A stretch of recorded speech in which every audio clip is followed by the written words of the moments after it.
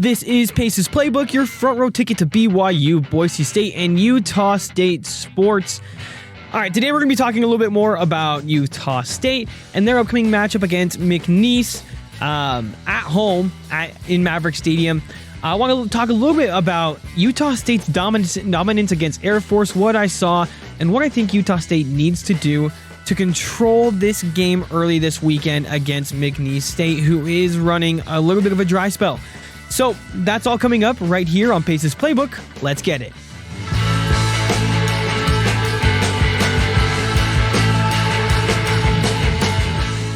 Welcome back to another episode of Pace's Playbook, the voice of college sports in the Mountain West. I'm your host, Austin Pace. So for those of you that are joining in late, or this is your first episode listening, I'm doing this thing. I'm trying it out. I'd love to get your guys' input on it. It's been really fun for me so far. So what I'm doing is I'm creating an episode for each team. So what I was doing before is I was making 45 minute long episodes coming out once a week. And I was covering all three schools and sports. And I was doing that, and I got to thinking, that's a long time for somebody to just be listening to me yap, first off. And second, I felt like I wasn't giving each team the time or respect it deserves. So I've decided to go with a new schedule. So what I've got, Monday, Tuesday, Thursday, and Friday, you will have episodes coming out at 8 a.m. in the morning. New episodes are coming out. So I'll be recording the night before. So right now, this Utah State episode is going to be going out Friday morning. I'm recording Thursday night. Just to make sure that you guys make Pace's Playbook your first listen every day. So what I'm going to be doing is on Mondays, we're going to be looking at the AP poll and just general college football news. I talked about the AP poll this last week. I also talked about how LSU's coach and how they really snapped, how he really snapped at that reporter for, questioning their run game, all of that. So I want to make sure that we're able to cover all of this major sports news. I want to make sure we're covering Mountain West news. I want to make sure we're covering Big 12 news. So that's really what Mondays are for. Tuesdays is reserved for BYU and their sports. So if you're a BYU fan, you might want to look into Tuesdays. Wednesdays, no episode. Thursday, we'll have Boise State and all their stuff. And then Fridays, we'll be kicking off with Utah State. So what I really suggest is if you are a Boise State fan, you're also listening to the Utah State episode. Same conference, buddy. You're going to be playing them last game of the season. I think Utah State's going to be a much better team than they were last year and in years past, and I think people are sleeping on them a little bit. So I'd love for you guys to keep updated. I'll have plenty of guests that will be joining me, especially for Utah State sports. I've got plenty of buddies down there that are so locked in to Utah State sports. So we'll have great analysis coming from them. So make sure you're checking that out. I'm also updating the website as well and my Instagram. So I'll put in a tag in there later in the episode. So let's get done with that. Let's jump in to Utah State football. So Utah State versus Air Force. If you guys don't remember, I was watching the Utah State versus UTEP opening game while I was at the BYU game in the press box, and what I saw was great. They looked good. It was a really solid game. And then you end up having to play a team. Was that week 3? I'm trying to remember. Was it week 2 or week 3? Yeah, okay, week 2. Texas A&M. You have to play a real tough, good Texas A&M team. And I don't think it was a complete loss. And here's why. They lost 44-22, but they were able to put points up on the board. If Utah State was a nobody team, Texas A&M should have beat them, 60-something to 0? They shouldn't have scored. So while I would have liked to see one more score and maybe an Aggie stop, I think it was generally a success. And then Air Force, let's talk about it. So I think if you are a Utah State fan, you should be riding high. Your team looks good. They're looking great. And I'm really excited to see what they got against this McNeese team. Because if it's a blowout like I'm expecting it to be, boy, oh boy, that's going to look really good for Utah State's resume and for Bronco Mendenhall's resume. Bronco Mendenhall is known for changing programs. He did that at BYU. So I could see that he loves coaching at Utah State. He loves it. So if you have a coach that's loving the environment and loving coaching your team, and a coach like Bronco Mendenhall who's got a stacked college football resume, you're gonna see a lot of success here in the near future. And I think that this season can really kick it off for you, especially with what I saw against Air Force. So the final score is 49-30. Very high scoring game. And this is where I think I see a little bit of former Utah State coming out. While it, in a sense, is a blowout game in air quotes, they still let Air Force put 30 on them. That's a really high scoring game. Now, I think both defenses didn't look exceptionally well. I'm not saying they looked bad. They weren't performing like you would want your defense to. If you want to smack a team and make a statement, you're wanting your defense has to do their part. And Noah Avinger, wow. Pat on the back to Noah Avinger, who has played insanely well with 2 consecutive games with an interception, and we're hoping to see, and we should see, a few more coming in this game against McNeese. I didn't see either defense really step up, especially on the goal line. They didn't play exceptionally well on the goal line, and it had to come down to the Aggies' offense. This game was really just who has the better offense, whose quarterback is going to take more risks, whose running backs are just going to run through the defense, whose receivers are going to come down with those 50-50 balls. And that was Utah State. Barnes went 17 for 22 on passing and passed for 287 yards, 3 touchdowns. He also ran for 3 different carries, and they were all in the end zone. Like, what a game for Barnes. Braden Pagan also stood out as well, and he has been standing out this entire season. Against Air Force, he had 7 receptions for 147 yards and 2 scoring passes of 54 and 38 yards. So what this tells me is, first off, Utah State's offense is looking to run. They're looking to go downfield, and they did fantastic. There's one play I can remember. I forget who the target was. It was a free play. There was a flag right at the beginning of the play. It looked like it was a false start, encroachment. I can't remember exactly what it was. I'm just remembering the play right now. But basically, it was a free play for Bryson Barnes. And you know what? With a free play like that, why not launch it down the field? Barnes chucks it. It's flying through the air. He's got a receiver in the end zone. And this is where I saw some real maturity in Utah State's offense, and especially in their receiving team. Air Force defense basically gave up, shoved. Somebody please correct me in the comments. For the life of me, I can't remember who it was. Shoved him almost out of bounds, but just the focus of this receiver to still, as he's falling out of bounds, keep a foot in the end zone and catch the ball for a touchdown. Wow. That's showing, first, a dime from Bryson Barnes, but also just insanely big patience and focus to make sure that ball was coming down. It's a free play, and a lot of people go, I wouldn't say 50%, but they're not playing their hardest. It's a free play. It's going to get called back anyways. So it was one of those where I saw a lot of poise and maturity in Utah State's offense. So what needs to happen this week?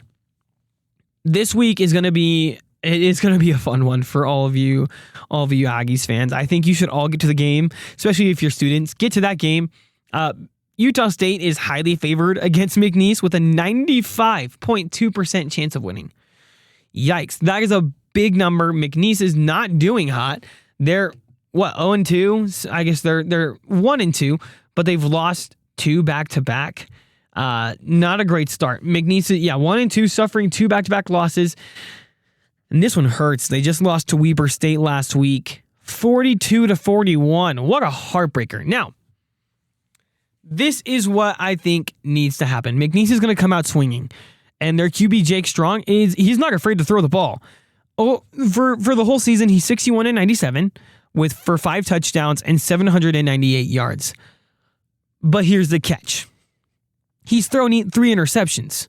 So Utah State needs to make sure that their pass protection is locked and loaded. Strong is ready to throw the ball, and the Aggies secondary needs to be there. Like I said, the 50-50 balls should be landing in the hands of the better team. Utah State is the better team. So what you got to do is you have to force Strong to throw the ball, and when he does, that's a 50-50 ball right there. Go and grab it. Force as many turnovers as possible. Utah State, on the offensive side, when in doubt, hand the ball to Miles Davis or throw it up to Braden Pagan, and you've got yourself a recipe for success. On the ground, especially against McNeese, you're going to have a heyday. Your running backs are going to be able to run just into open grass. Miles Davis should have himself quite a game. This should be a blowout. McNeese is nobody special. Utah State's playing at home, which should automatically shift momentum their way. Having the Aggie crowd in the background, and especially that student section, y'all are loud. It's fun. Playing home, just in general, is going to give you a leg up against your opponent.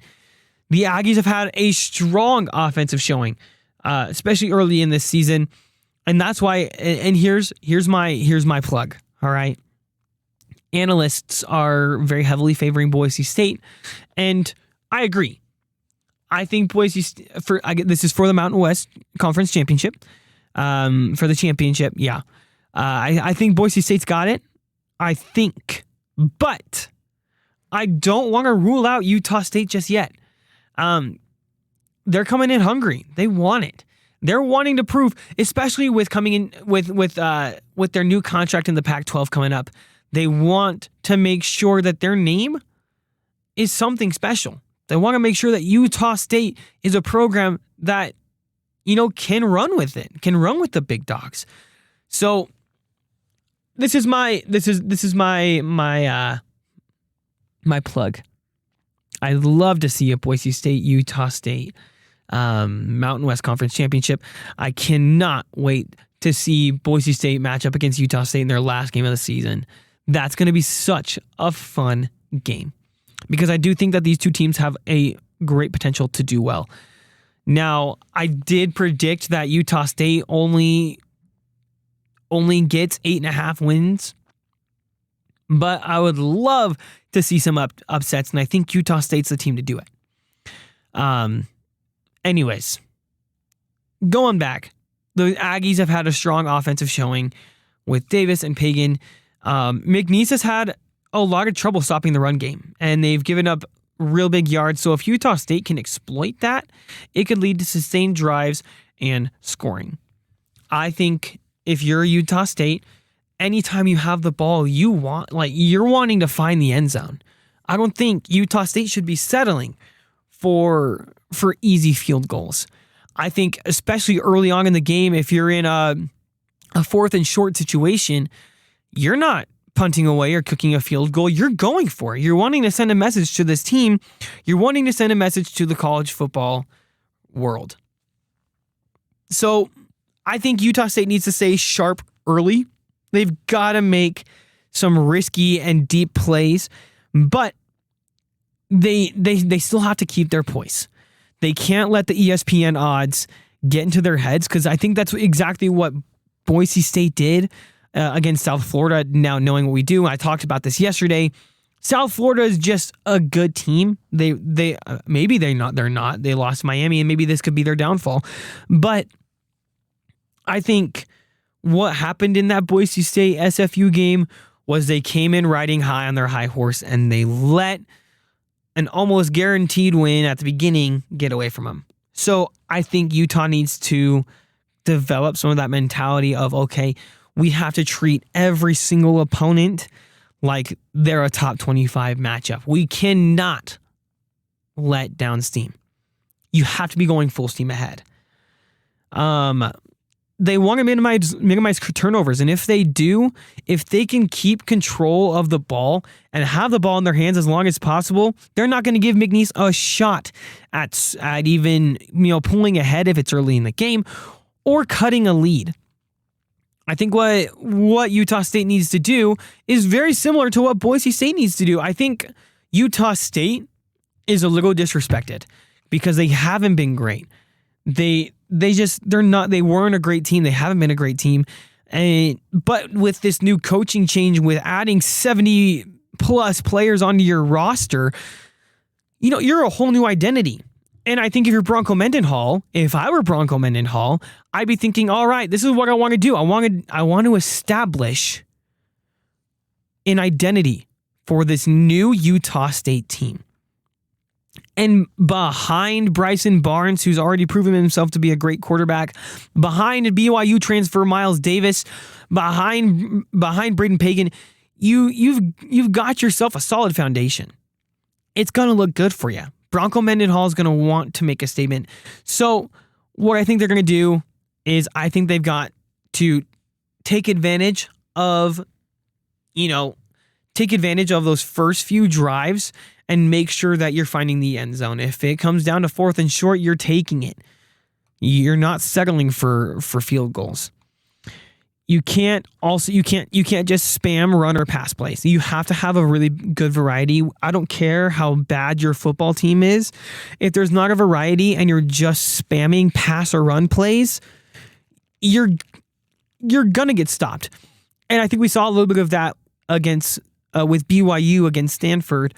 They were spamming the run, and I think I understand why. They're trying to see what they can do, but it's also not a great representation of what your run game can be if you're not trickling in pass plays, and vice versa.